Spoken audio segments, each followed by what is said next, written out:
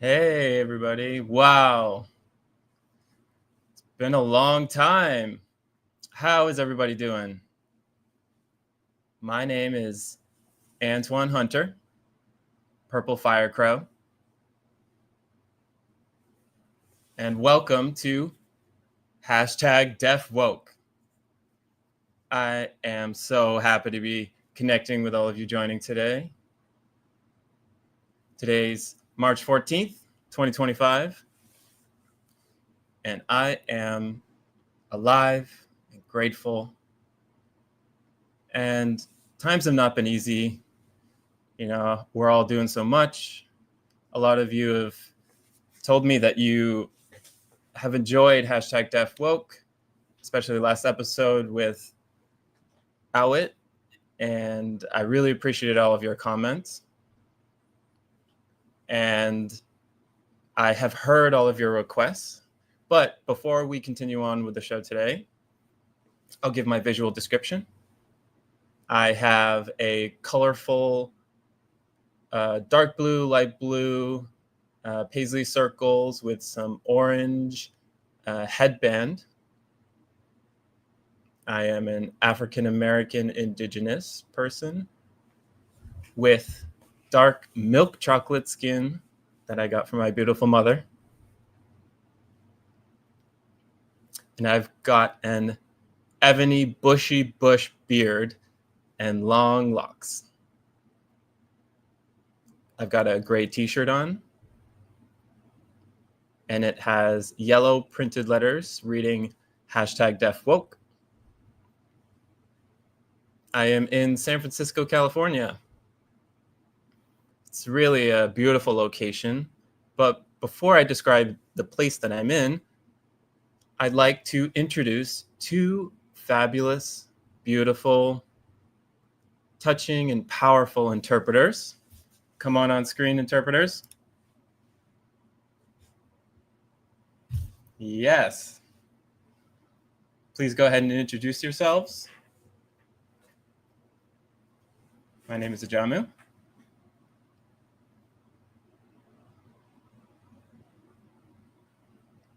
My name is Gloshonda. These two are two of my favorite people. Thank you for coming, and I appreciate your service to our community.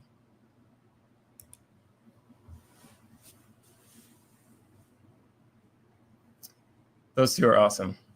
As I was saying, the place that I'm in, city of San Francisco, California, I'm in a beautiful spot called 836M.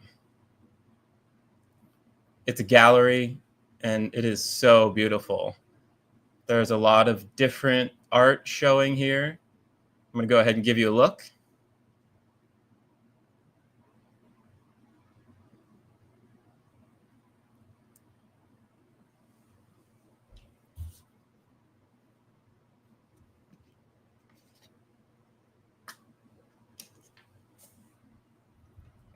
Do you see all of you guys? See yourselves on the TV?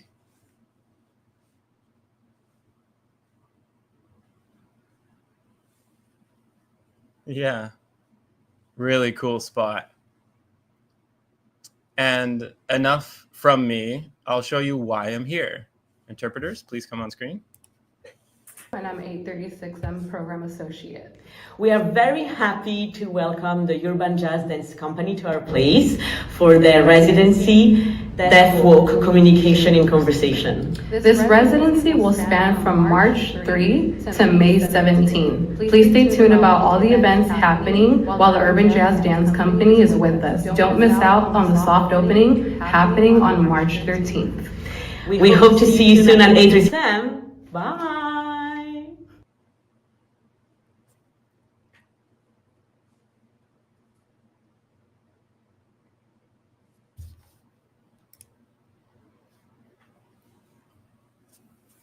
Those two are really cool people.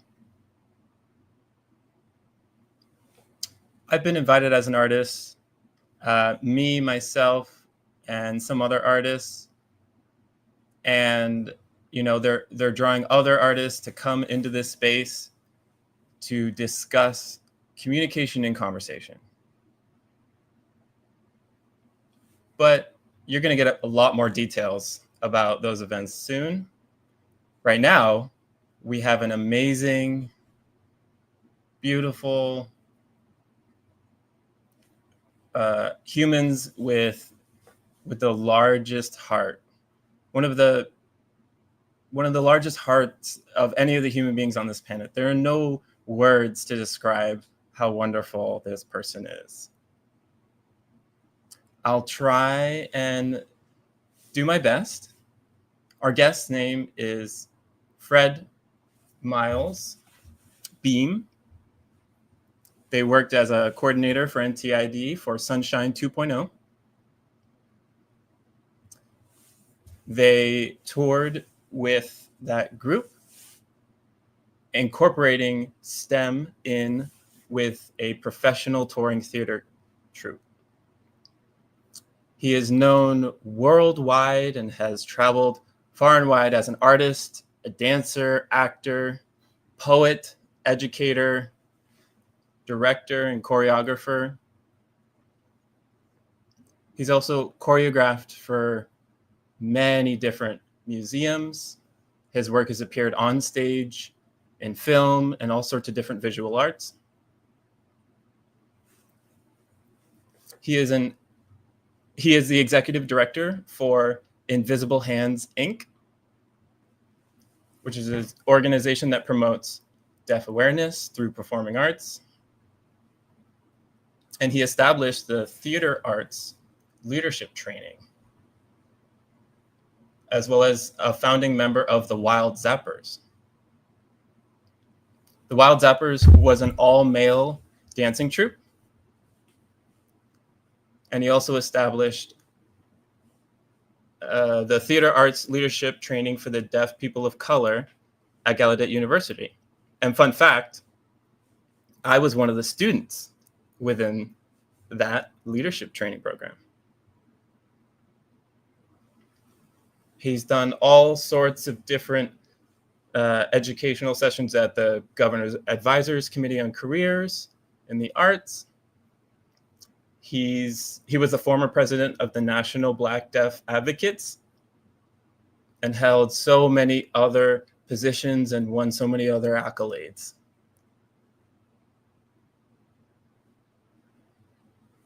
And, you know, the magazine, Essence magazine, he was one of Essence magazine's Real Men of the Year. And not only that, the Deaf Life magazine named him Deaf Person of the Month. And reading this bio, it still doesn't do him justice. He's so much more than that. He's done so many other great works than what's in his bio. He was on MTV. He was one of the first deaf people to have a music video, signing and dancing. He's done so much work in support of the community. I am over the moon to introduce Fred Beam. Yeah. Yes. Wow. Yes. Welcome. Yeah. Thank you, brother. Just a fabulous introduction. I am humbled and I accept all of your words. Thank you. I'm trying to contain myself because you opened the door for so many people. You did it with your heart. You never thought about money first. You were always compassionate. And you touched so many people. I know so many people. There's so many in the chat right now saying, hello. What's up? What's up? I hope y'all well. Thank you. People are showing you love. Love to y'all. So much love in the chat. So with all of that aside, I want to ask you, how are you, Fred? I'm fabulous today. Right now, I'm in a different city. I'm in Washington, D.C. I was previously in Philly in a play there. And now that we wrapped up that performance, I went back home to Rochester, New York. And then I came here to DC for a play. Wow. Which play are you working on now? The Color Purple. So I am consulting with the performers now and supporting them as their dazzle going through the sign language use for the play. Yeah, so I read your bio, but like I said, it does not do you justice. You do so much. And you can see it in the chat. Thank you. So, can you tell me, where were you born? Where were you raised? Many people don't realize this, but I was born in Covington, Georgia, and that's close to Atlanta, Georgia. That's the country. And that's where the good cooking, that country food is from. Now, Atlanta is a city, so it's different. But as the baby, we did move to Tampa, Florida, and that's where I actually grew up. Spent all of my life there. And it was wonderful there. And it's like, you have that one season type of weather. It's warm there, but that's a lie. It actually does have a winter. It's just humid. And the cold will bite you. But that's where I'm from. And I've heard Florida's got hurricanes. Was that really scary? So if you're born in that area, it's not scary to you. We see that every day, We say, hi, friend, there's a hurricane. But we're not really afraid of it. Now, when you go to the West Coast, y'all have earthquakes.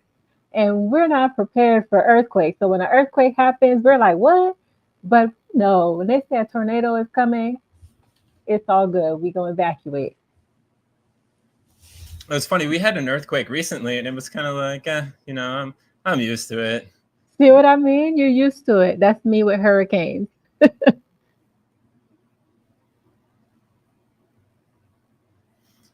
Yeah. So, growing up in Florida, did you have a deaf community there in Florida? Okay, well, Florida, people think that it's a small state, but Florida is actually a huge state. So if you want to drive from South Florida up to North Florida, that's about an 8-hour drive. Yeah, about 8 hours. 9 or 10 if you make those bathroom stops. Right. So I live close to the water on the coast, and that was the west coast of Florida. So this is what you can imagine Florida looked like. So we have Florida here, we have Tampa in this area, and when you move further north, maybe 2.5 to 3 hours, and then you shoot south another 3 hours or so. So that's the shape of Florida. Now, when we think about the towns and the cities, they're quite a distance away from one another. So we have these clusters of communities in each of the different major towns. So when we have major events, maybe that's hosted in Central Florida, maybe that's in Orlando, everybody will gather there and then go back to their respective towns. Maybe Tampa will host something and South Florida will go there. The North typically doesn't come to the South because it's too far. Maybe 2 or 3 folks will come down from the North, but usually we're moving to Central Florida and South Florida in that area for big events. But Florida is a pretty widespread state. Growing up, there was not a strong deaf community for me, and I went to a mainstream school. Both of my parents were teachers, so they put me in a school in our town, but it was an oral school. In that era, when I was born, that was before the Americans with Disabilities Act was passed. So obviously I went to an oral school and I had to learn to speak. And my father was a teacher. So, oh Lord, I would just get blasted on how to speak. So imagine, going through that at that time period. Of course, there was a deaf school, and that is St. Augustine School for the Deaf. That's in North Florida. Mm-hmm. So a lot of people tend to go to school there, and then they come back home once a month or so. My parents did not want me to go to the School for the Deaf. They believe that education starts in the home with parents, and plus my parents were teachers.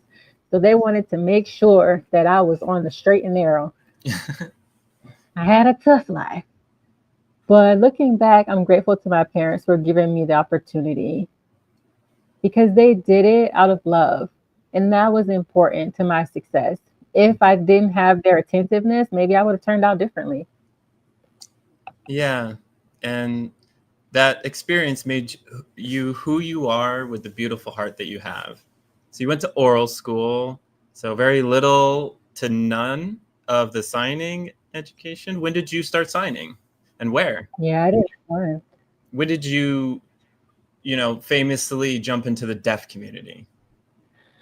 Well, at the age of 3, I went to an oral school, and there were other kids like me who had their listening devices.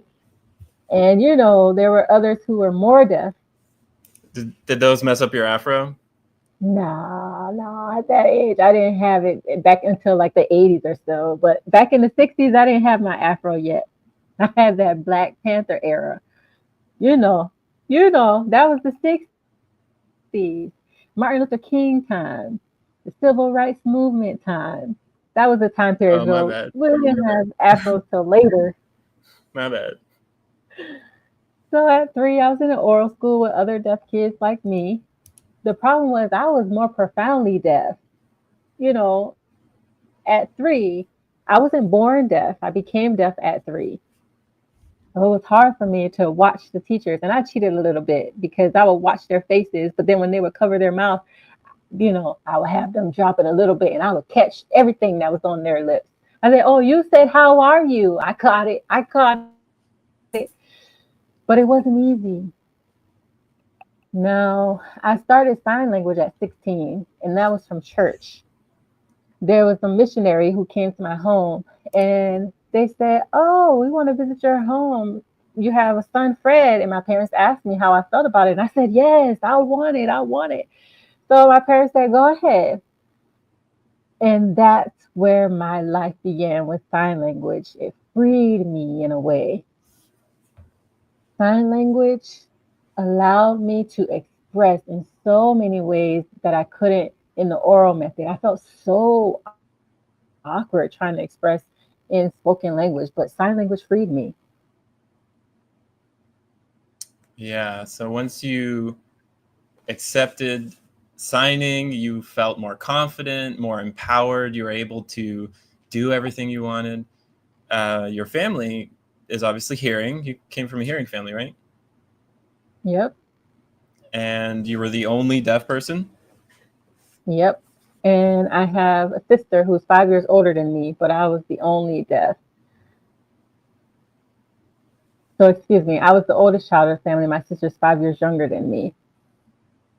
And I'll explain a little bit more later, but my parents did try to learn some sign language, but you know, that famous trying to sign and the hand shapes and making the different movements and the struggle with finger spelling, Yeah, excuse my brother, right? they tried. My mom admitted, she took ASL class once or twice, but she failed it and she didn't know what to do. So later in life, when I was younger, my parents were more strict on following the oral method. And, they would say, "Please speak, Fred, you have to speak." And I would try my best and I would sign a little bit. And later in life, they started more signing and more finger spelling with moving their mouth movements clearly, like this. How are you? My sister is a finger speller. So that's what she does. So you get that support from your sister, right? Solidarity. That's, Mm-hmm. that's really nice, touching. Uh, So as an adult or 16, right, you're growing into yourself and going about life. Did you feel that you had a better connection with yourself and more of a voice to communicate with the world? Mm-hmm. And you fell into the art world, and not just art. Looking at the bio, you're an actor. You forgot to add modeling. Yeah, modeling. Obviously, in Essence magazine, man of the year.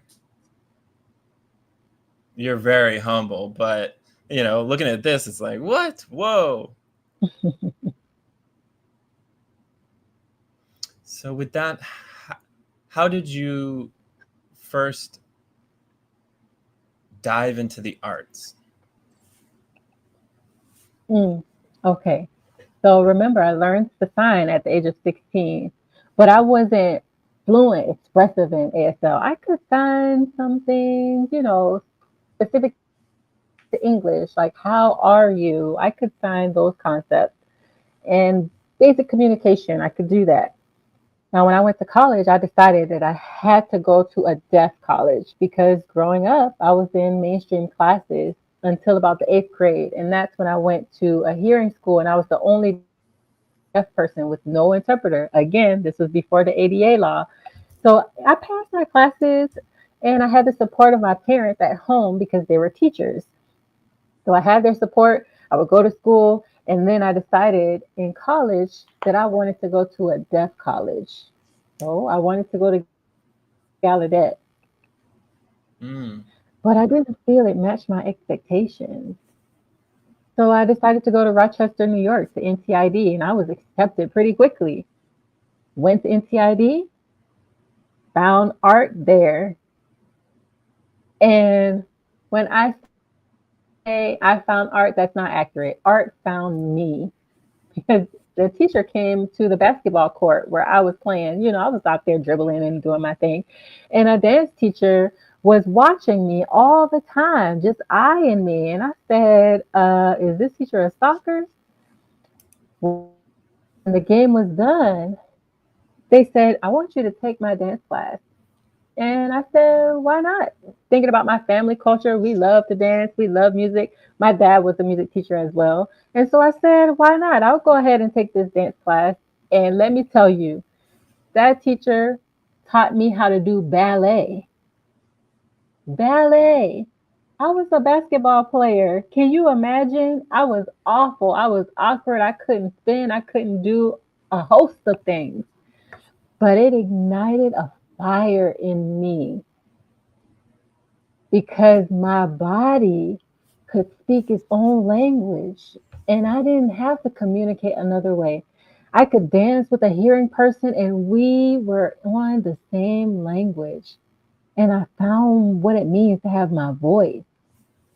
And people didn't even know that I was deaf. And they would say, you are amazing. After that, I was hooked. I was hooked. And it was shocking to them because they thought as a deficit, right, of deafness. But that's also an advantage. And so that's how the arts found me. Now, I'll tell you, my first art was actually produced when I was younger. I had a piece of paper. I would draw. I would be idling to myself. I couldn't communicate, so I would draw different pictures. And I became more skilled at it. But again, I got tired of doing the same thing over and over growing up, so I put it aside.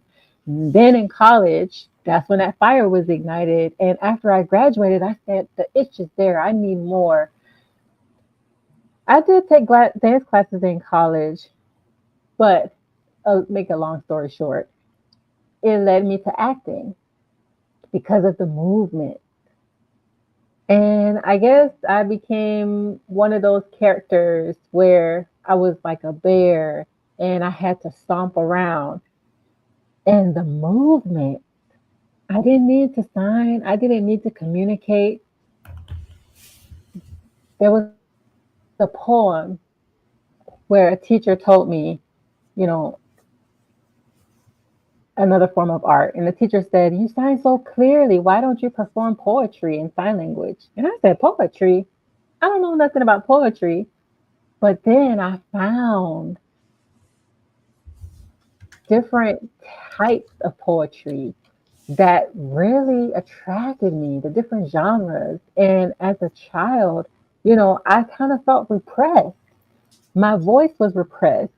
Through so many mediums of art, I was able to open up. And so that's been the amazing journey. Yeah. That's the story of many people, but you were faced with so many different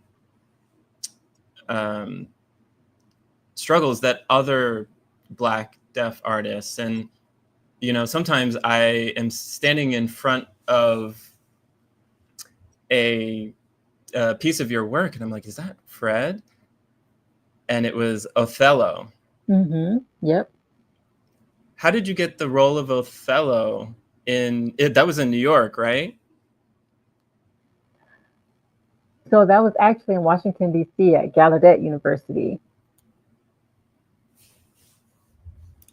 And after I found the performing arts in college, I was really grateful to NTID because it really changed my life and changed my world. And I was able to participate in more and more things. And I noticed that there was a culture out there that was predominantly white. And I wanted to be a part of theater and plays, but it would be old scripts and old plays. And people would look at me and they would look at the script and they would say, "Oh, there are no Black characters in this." And I would feel frustrated by that. Just like I was satiated with dancing, I wanted the same in theater, but it was so hard. So there was a hearing dance company I joined. I was the only deaf there. Communication wasn't great, but it was a good experience. With art, I still kind of had it to the side because I was used to doing that growing up and I was kind of fed up with it at that point. But Black Lives Matter happened. And during that time period, just so many things were going on and I was so disconcerted. I wanted to bring my art back because it gave me meaning. What is it like to tell a story through art, through painting? And people became fascinated and loved my work. And I can see how the Black deaf identity showed up in the art. The same way as I was frustrated with theater, the same way as I experienced that limitation in dancing because I was the one deaf person and struggling there, it was this Black thing or this deaf thing. And I felt caught between the two. But in art, those two stories could become one. I was Black deaf. That means I was whole. I wasn't a half and a half. I was a whole. And so painting my pictures, I can bring both the Black culture and the deaf culture as one. And that helped me feel rooted. And so that rooted my life as well, where I was previously pulled from one direction to the other. I was constantly switching myself to match the context. Wow, so many different roles that you've held. I remember a story by W.E.B. Du Bois. And they had asked him, "Are you Black? Are you an American?" Split him in half. And he said, "No, I'm both. Which one would I put first? Are you Black first or deaf first?" You can't answer that question. I am those two identities, both at all times. So in the journey of dancing and your description of making art and how that becomes your voice, have you talked about this piece? Is that what you're referring to? Yeah, that's my work. So that piece is called Black ASL on My Mind. You see the BASL handshake going across the top of the head. and you can see the intricate weaving, and it's just the expression of BASL on my mind. I was inspired to do that because I would sign and thinking about, is this correct ASL or not? And I want to say things like, my brother, yes, we vibing. How you feel me? You Yeah. know, Yeah. Give it to me. feel me. Like, come on, come through. We have a lot of that expression. Is that ASL? That's more of current ASL. But if we go back and study BASL, when schools were segregated and Black people had little to no language and they created their own signs, and that sign persisted. Yes, they had white schools, and the white schools were separated, and ASL had their own context. And then later, those two communities were integrated, and BASL was pushed to the side and taken over by ASL, but BASL was still there. Yep. We And so, pulled everything to our side. yes, yes. And people have started to pick up the language. For example, the book, The Hidden Treasure of Black ASL. Joseph Hill, one of the men who wrote the book, and there was a woman, Carolyn McCaskill. This is her sign name. The two of them are important figures. They wrote this book, and they shared that we do have a sign language that is different from ASL. And that gave me more of a fire and a passion to continue to encourage people in leadership roles to find ourselves and to go out into the world and live because we exist. So we can't allow that to just fade away or be pushed aside. So that gave me that feeling, that passion for Black deaf culture in theater, in dance, in art, because my identity is there and people can see it. They can see that our identities are not fading away. And I know in the past I did experience frustrations, and there was one book. It's a deaf art book, and I was excited. I looked through it, and what I realized was that they were all white. Mm-hmm. So I asked one of the authors of the book, I said, where are the Black people? And she said, oh, well, most of them already have arts in museums, they're already in exhibits, etc. She was pretty young and naive. And I said, Black deaf people should have the same thing. And what I realized was that Black deaf art was not displayed in museums because of discrimination, because of segregation, because they were deaf, because they were Black deaf, and they were just tossed to the side. Whereas other artists were honored, and ours was not even recognized. Now, within families, Black deaf people will say, oh, yeah, we have this art here. They'll put it up on the wall. Once it becomes old, they'll throw it away. But those are art pieces that should be preserved. And so I'm trying to change that and change that culture to recognize that art is important and Black deaf art is essential. So now that really relies on leadership.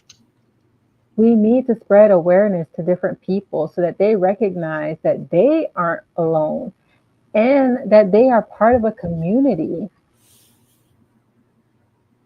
My grandmother used to say, if you point one finger, it's easy to break it. My grandmother said it's better to do this, make a fist, and then you give them the pow pow, and they'll feel your impact.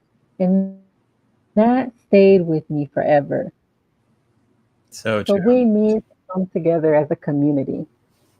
Yeah, you're speaking the truth.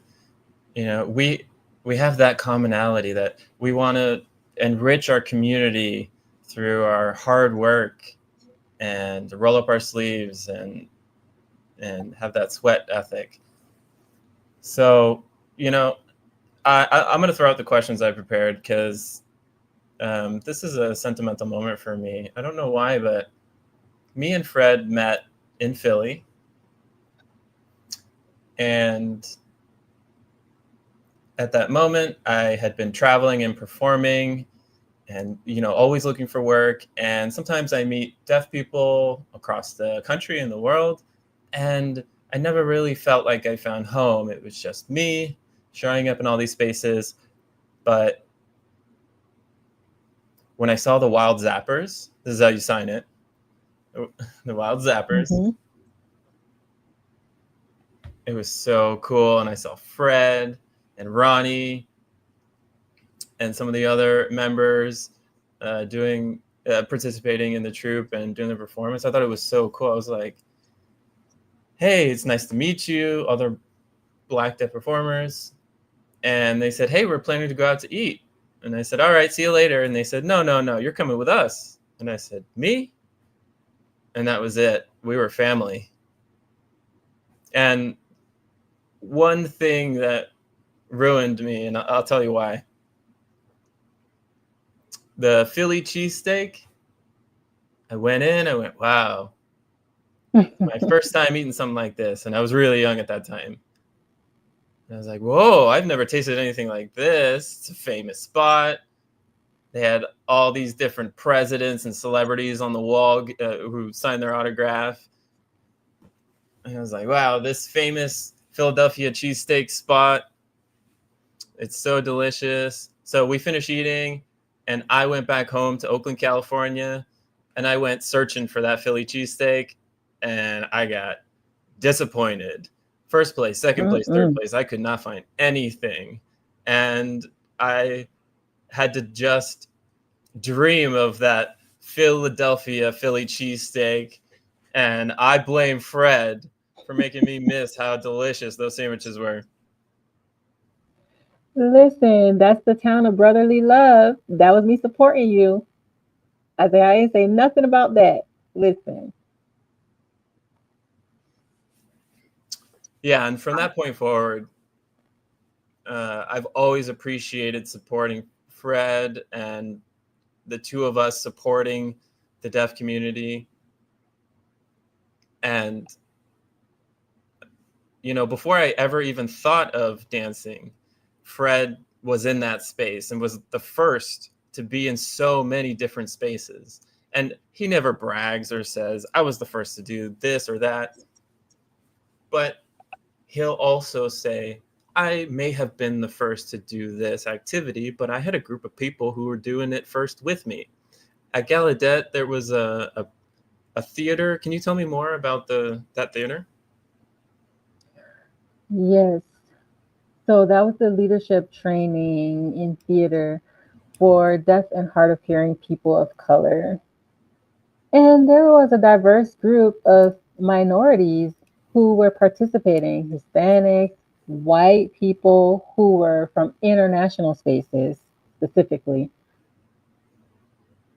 Black, Mexican. We were all there together, and they would bring their work to other countries.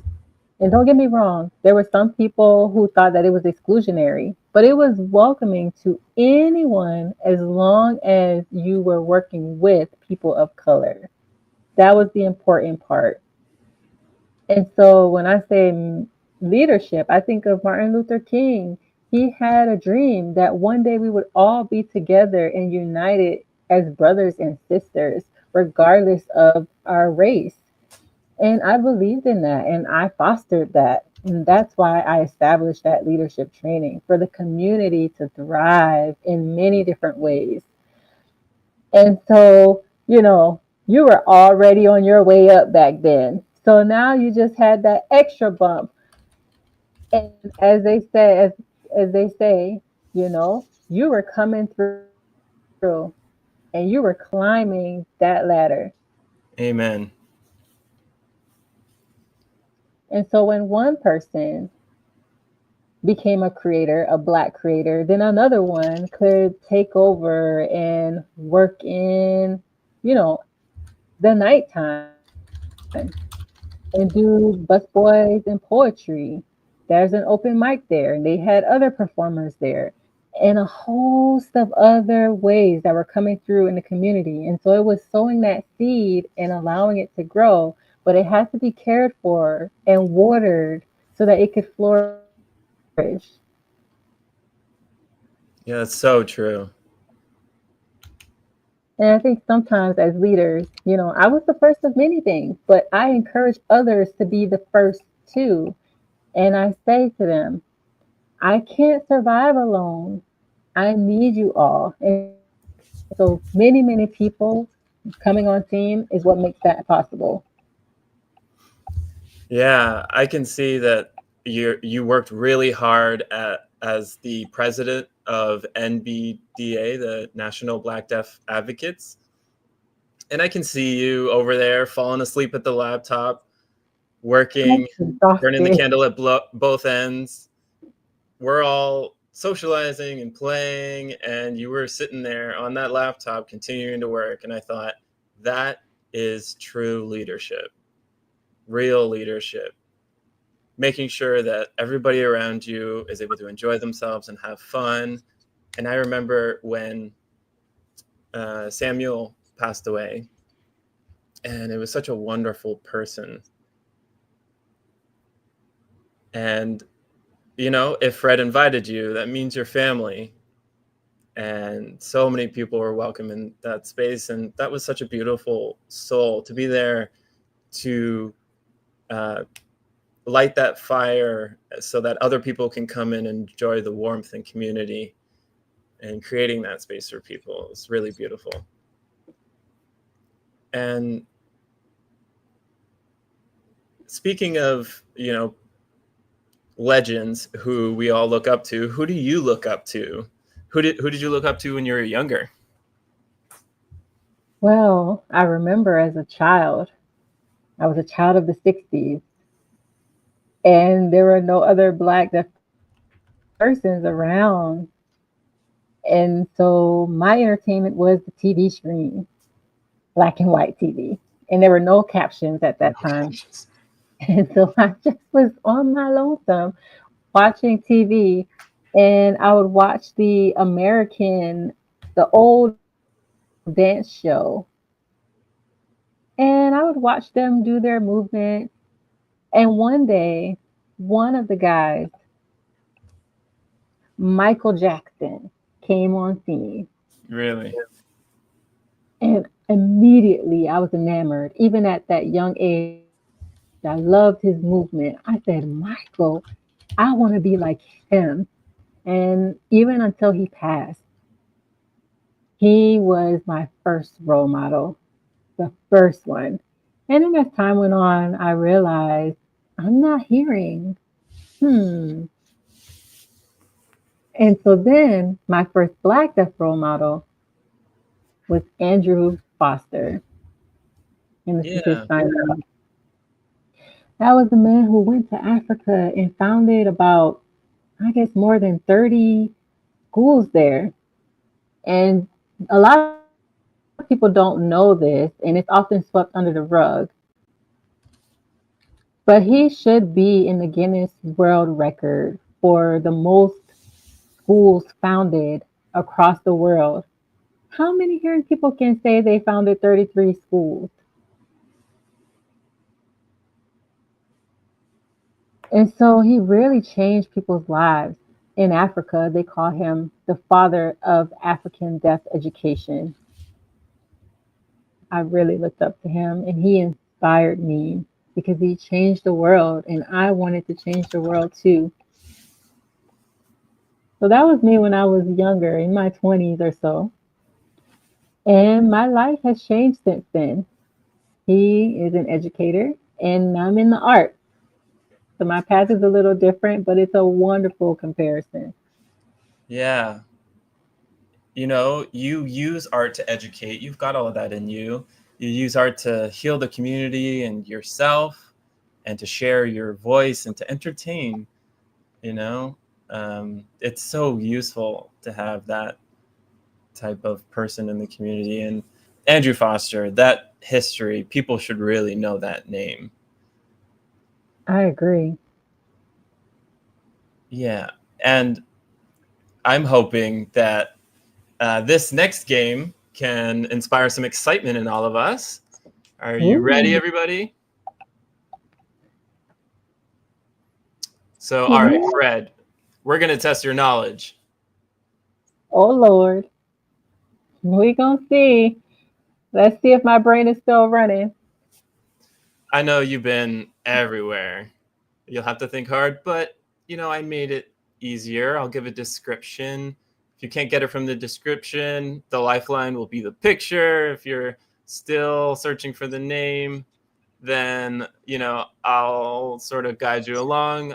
Honestly, every answer is acceptable. Let's have fun. Are you ready? All right, this woman, she's deaf. She's a native of Gibson, Louisiana, an accomplished artist, art educator. Her passion in art came at an early age at 3. She graduated from Gallaudet in 2019, and she has a bachelor's degree in art. Her artwork, Deaf Culture, is displayed at the Gallaudet President's Office. In 2024, her work was featured in the BIPOC art exhibition celebrating Black, Deaf, and LGBTQIA culture, and it was highlighted at the Dyer Art Center at Rochester Institute of Technology at the Dyer Art Center at RIT in Rochester, New York. Who is this? I think I know who it is. Is it the Gallaudet artist Lala? Oh, Rosalind Watson. Okay, I know her. Yay. We're good friends. We're real close friends. So now she's into painting murals. And I think she's painting them in the Midwest. She has some huge murals out there, and she's very successful in all the ones she's done. I bought some of her work, and I'm a proud owner of her work. Wow. Wow. All right. That's good. So this man is a hearing person. Just give you that warning. They're a native of Landstuhl, West Germany, and they are an award-winning actor, director, producer, author, and education advocate. He's best known for his roles in Star Trek: The Next Generation and ABC televised miniseries Roots. He also hosted and produced the PBS educational show Reading Rainbow. Reading Rainbow for 23 years. In 2022, NATAS, the governing body of the Daytime Emmys, recognized him with the first Children and Family Emmy Lifetime Achievement Award. Who is that? Fred, you know who. German international person West involved Jersey. in Root. Is that Leroy? You want to add a picture? Is that going to help? Yes. Yes, Leroy. That's who, right? Leroy? Yeah, basically, it's super close. I just remember the news. That's where I remember him from. Is that Leroy? No. Burton. LeVar Burton. LeVar. Yeah. Yes. And what a beautiful soul. Reading Rainbow was, take a look in a book. Reading Rainbow. I can be anything. Yeah, I'm sure you know. Yeah. So I was half right. I said Burton. So I was confused with the first name. Yeah, so far you're doing really well. So this next person, she's deaf, a native of Stratford, New Jersey. She's a retired American professional basketball player who played for the Indiana Fever of the Women's National Basketball Association for her entire 15-year career. And She was Rookie of the Year, 5-time League Defensive Player of the Year, all-time league leader in steals, and she was on the U.S. Women's Olympic team. Oh, I know her, but I can't remember her name. I remember who she is and what her face looks like. She has braids and they're pulled back, and she makes this facial expression. That's who. Oh, I forgot her name. Yeah, you did. The description matched her perfectly. Yeah, you got this one. Tamika, yes. Yeah, Catching. Tamika Catchings. Yeah, you were right. Yeah, I could see it in your mind's eye. All right, so this next person, he's deaf, a native of Philadelphia, Pennsylvania. They're an American writer, rapper, performer. He was featured in the R&B artist Maxwell's Fingers Crossed lyric video, and he has an album called Deaf, So What? This person is known as his stage name, and he is a 2-time performer at 2 different Super Bowl games. Super Bowl 55 in Tampa, Florida in 2021, and Super Bowl 56, the halftime show with Sean Forbes in Los Angeles, California in 2022. Who is that? That's my brother from another mother. That's my partner in crime in dance. We met with Antoine. Is that Wawa Snipe? Is that your final Wawa. answer? Yep. Yeah, you're right. And another fact, he performed in my hometown when I was growing up. Yeah. Wow. Okay, so this is a hearing person from New Orleans, Louisiana. It's a film character created and portrayed by Tyler Perry. She lives in Greensburg, Louisiana. It's inspired by Tyler Perry's mother and aunt. She appears in several movies, including the upcoming American comedy film. Person's name's Destination Wedding.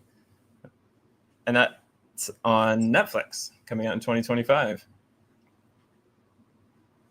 Do you know who?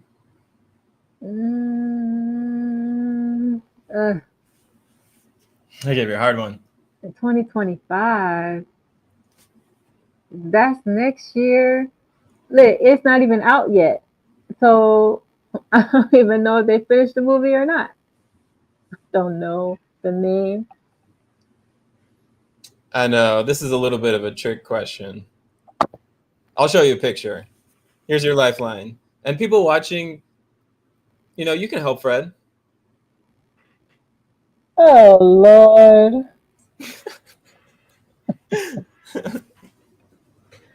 Mazia.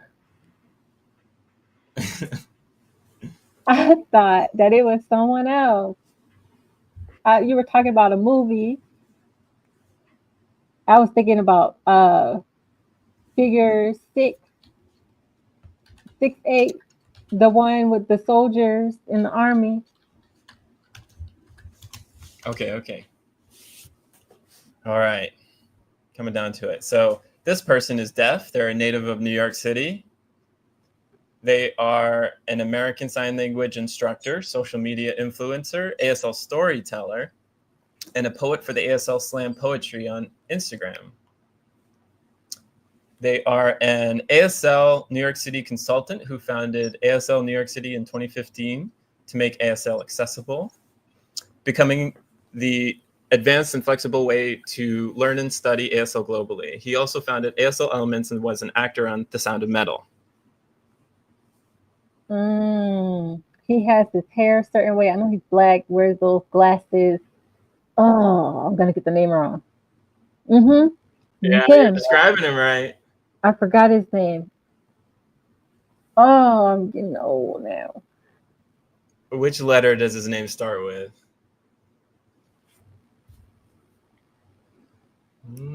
Let's see. A, B, C, D, F, G. I can't remember. Are you ready? Jeremy Lee Stone. Jeremy. Yeah, I know you know who that is. Yeah, I know him. Yeah. And all right, so here's the next one. A native of Gary, Indiana, she is an American singer, songwriter, actress, and dancer. She is known for the 1970s TV show Good Times. She is the 10th child in her parents' nest and performs music and concert tours all around the world. In 2022, she released 2 episodes of the 4-part televised documentary series, Blank in the United States of America. So, who is this?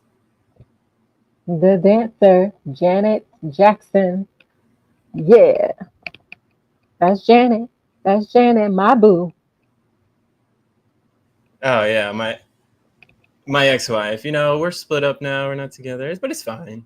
Oh, that's my dream wife. When I saw Michael Jackson back then, she was my dream wife. Yeah, totally get that. All right. But anyway. Hey, you win. Yeah. Yeah. Yeah. Bam, bam. Yeah. That's one for the record books. Amazing. Awesome. So we're coming to the end. Time is getting nearer and nearer. But people in the audience, you know, they want to interact with you, ask you some questions. Are you cool with that? You want to take some questions? Mm-hmm. All right. So I don't want to be selfish with Fred and keep them all to myself.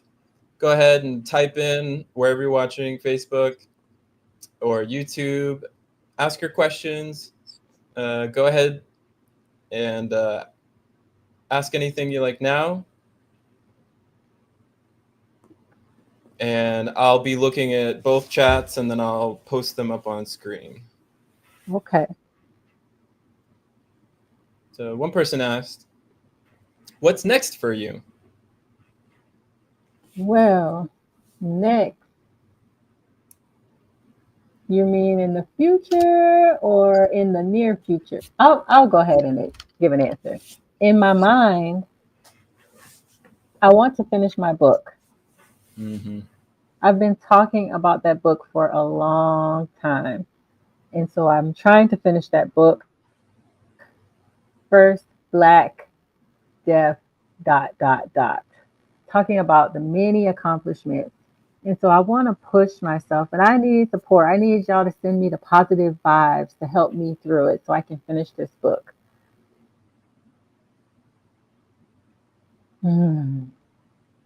That's my artwork.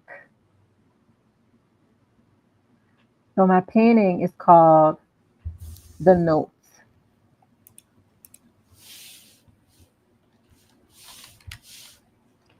And you can see all the hands thinking in the head. And so thinking about family and the inheritance of Black ASL. But I had parents who were teachers. And so that struggle of, do I inform my teachers and rebel and get an F? And struggling with that tension.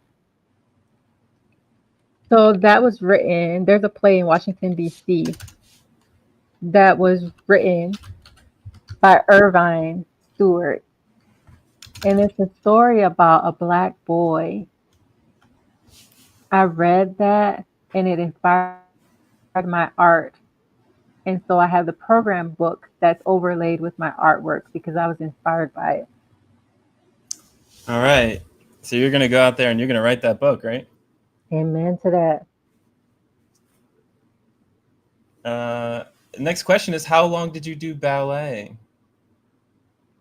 Oh, how long did I do ballet? I started like this. I started when I was 19. So that was late. I started ballet with my basketball sneakers on. And the teacher told me to take them off so that I can flex my feet. And I didn't know how to flex them. So it took some time. And I've been taking classes and I've been doing it for a while. But my favorite class is not ballet. I got too much soul for that. I need movement and rhythm, that island vibe, that hip hop, that jazz, the blues. But ballet does help with form and posture so that you can move the right way. So you can't get rid of ballet. But if you want to be a skilled dancer, you have to have ballet incorporated. So I've been doing it since 19 years old. Wow. All right. So next, I got two big questions for beautiful brother Fred, and one for both of you. What is your most memorable experience of the Bay Area International Dance Festival, and a memory that'll stick with you from any of your dance experiences? So Bay Area Dance Festival? Oh, yeah. Okay, that's the sign for that. My most memorable moment was, oh, there have been so many. There have been so many. One that I hold dear to my heart is dancing with Antoine and seeing Antoine in action. Because how many Black deaf brothers take the lead out there to interpret art and do art? Sometimes I feel I'm the only one. And I know there are others there, but they just, fall behind the scenes. But taking the lead is something that I hold dear to my heart. So I support you, brother. When you see one flame light and another flame light, and we come together, we go ablaze. So having the two of us together, that was one of my favorite moments, dancing together and signing. That was an unforgettable memory of having the two of us sharing that stage. And there are many, many other moments. There are many, many other moments. And I think I've gone now about 7 times to the festival. Yeah, it feels like that. Feels like And that. every year is different. It's a different experience each time. And it just ignites me every time. Yeah. I really appreciate all the art that shows up in that space and all the people you meet there. So, question for the two of you. Will you two and Wawa do a reunion of the Wild Zappers? Or,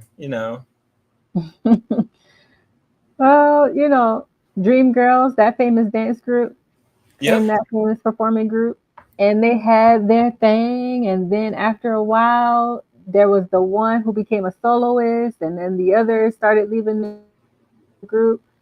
And they said, I promised myself I won't cry hard during that sweet goodbye. So that's kind of how I feel with the Wild Zappers. Now, a reunion might be in the cards. We can bring all the people who were involved in Wild Zapper from the past back together. I know Wawa will show up for sure. And he's out doing his own thing. He's a wonderful musician and hip hop artist. And he has his through deaf eyes. And so that's been a dream of his since he was about 17 or 18. And he was fearful in the beginning, but I'll encourage him. He's a 17-year-old boy. And as he got older and gained that confidence, he went out onto his own and his own writing music. And I went on the dance track. So, of course, music was his thing. And he wanted to pursue that. And that was his priority. Whereas art in general was my thing. But we'll see what the future holds. There might be a chance for us to bring that up in conversation about a reunion in the future. All right. Seems like time's out, but we've got one in under the wire. What's your process in creating your artwork? Got a piece of it here. And the time frame on when you finish that piece. It depends. It really depends. Sometimes I'll have this idea or this topic, but I don't know what it looks like yet. So I have to give myself a few days to really think about it and feel it. And what does it mean for me? And then decide what kind of shape it should take. And whether I want it to be an abstract piece, or do I want it to be a different style of art? And so I have to decide and make sure it feels right as I'm progressing through it and laying it out. So I think I've been on one for about 2 weeks, and that's been the longest time. But it's sometimes it's just one day I immediately know, and it can be 2 to 3 hours. But those tend to be one of the smaller canvas pieces that I can paint through more quickly, like that one. The other picture with the BASO in my mind, that was about 3 days. So it was 2 hours each day because I wanted the colors to be perfect. So it really just depends. And don't get me wrong, it's not perfect every time. Sometimes I'll paint something and I'll feel like, let me just stop. Let me just stop. It doesn't feel right. I'll take a break. I'll go eat, do something else. I'll come back and put eyes on it again, improve upon it, and then move forward. So it really just varies. Dancing, all that creativity sometimes gets stuck and I have to put it on pause, go back to something else, come back to the dancing and bring a new vibe to it. But my mind, sometimes I can proceed quickly. Yeah, truly. Every time I see art of yours, whether it's poetry, dancing, cooking, and I'm not saying anything, but that brother can cook. I love It's almost food. like, you know, what can Fred not do? What I can't do, sit down. I can't sit still. I am always twiddling, ready to do something. I can't sit still. Yeah, that's my brother. Always working. I want that stimulation, the culture, life. I want to experience everything. I can't just sit. I can't just be idle. Nope. Yeah, and I know you do so much. You've got itchy boots. You can't sit still, Mm-hmm. and it is important to learn how to relax, but sometimes you can't I force do. yourself, but there's some value in relaxing. Listen, when I rest enough, relax enough, you see that get a little bit too deep into it. I don't want to be lazy, so then I have to get up and move again. Yeah. So I know, Fred, you're a busy person. And, this opportunity to connect with Fred, this is not the last opportunity. Fred has a website, fredbeamstudios.com. Don't forget the S at the end of studios. fredbeamstudios.com. And, you can connect with Fred, see if you can work with them and communicate with them, ask questions. As a person, he is an amazing soul. And I've truly enjoyed our interview today, being able to go back and forth with you. And I hope we can do this again because there's so much more to share. But before we go, Fred, do you have any final burning thoughts that you want to tell everybody out there? Something you haven't mentioned that you want to share with everybody? I know all of us have this fear, and sometimes that fear causes us to be taken aback and to go adrift.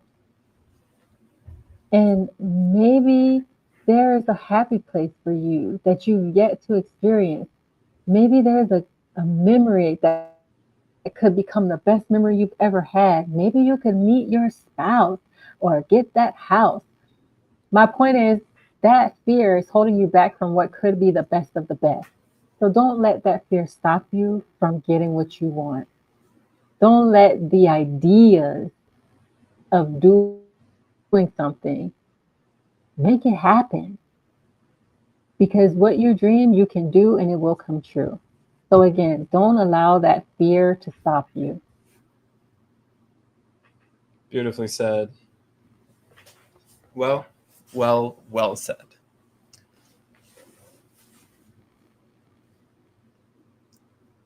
I feel that everything you've taught us, I really appreciate those lessons. And it's not words, it's word. Word. Yeah, word. So I really appreciate it. Thank you so much for coming, Fred Beam. Peace, love.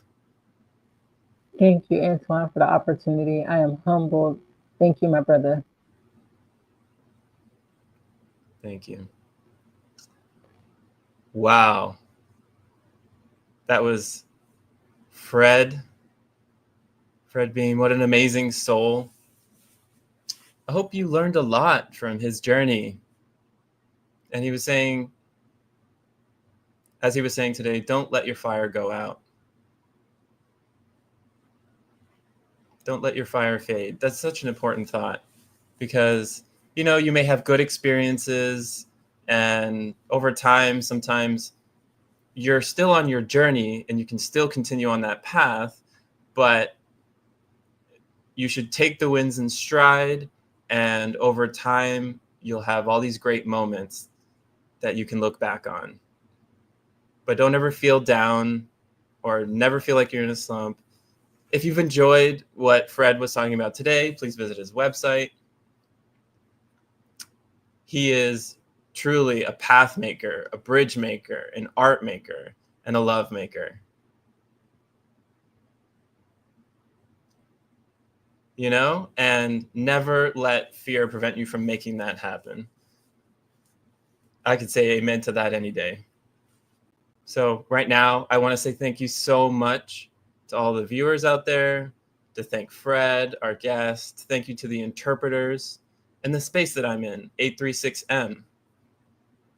And all the people in the audience watching. Thank you for being a part of this. Thank you to Borealis Philanthropy, Disability Inclusion, the UJDC staff, and all of those who are watching. Thank you to our team and all of you out there. Thank you so much for watching our program. And it doesn't stop here. Before we go, where are those hearts and likes? Come on. Smash that button. If you'd like to donate to the Urban Jazz Dance Company, you can go to our website, realurbanjazzdance.com.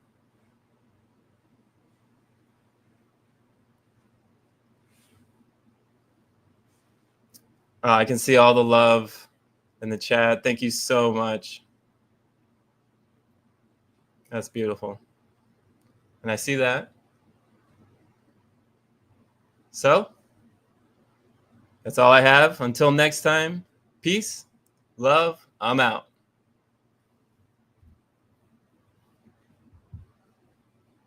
I'm just enjoying myself.